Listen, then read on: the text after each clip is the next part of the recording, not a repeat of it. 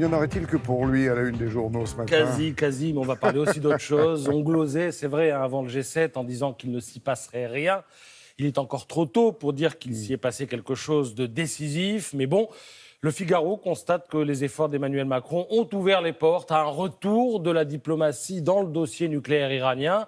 Même si on n'est pas à l'abri d'une foucade de Trump, même s'il faut rester méfiant, d'ailleurs pour savoir si tout ça débouchera sur des avancées concrètes et positives pour les affaires mondiales, eh bien il faudra attendre que les lampions de la fête s'éteignent, rappelle Jean-Dominique Merchet dans l'Opinion. Alors après, il y a deux manières de voir les choses, celle du monde qui crie au génie macronien, et puis celle de l'humanité qui parle d'un maigre bilan du G7.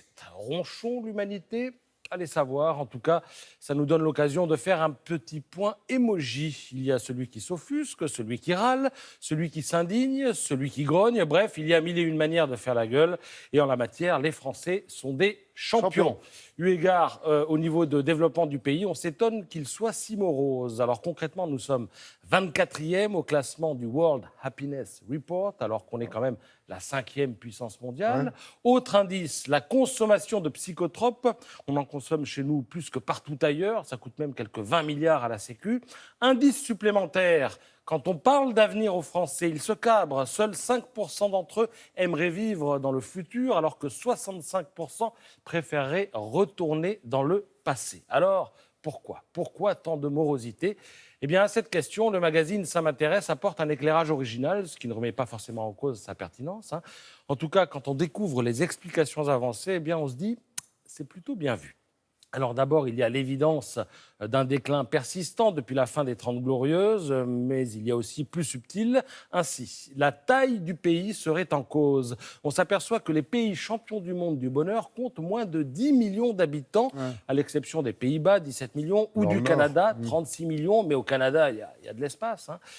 Plus un groupe social est petit, plus un individu aura l'impression d'avoir du contrôle sur ce qui lui arrive, explique le sociologue Gaël Brulé. Le Français souffrirait par ailleurs d'un manque de liberté ressentie. Il se sent moins libre que le Finlandais, par exemple. Ce défaut de liberté plongerait ses racines dans l'éducation, au sein de la famille d'abord, puisque les parents français enseignent plutôt l'obéissance, alors que les Finlandais misent sur l'indépendance. Et puis, au sein de l'école, qui favorise l'enseignement vertical au détriment de l'apprentissage horizontal, dans lequel les enfants sont encouragés à travailler en groupe. En France, on veut former des élites, mais cette obsession de l'excellence, ça finit par devenir stressant pour le plus grand nombre. Alors vous voyez, on apprend plein de choses dans l'enquête de Ça m'intéresse.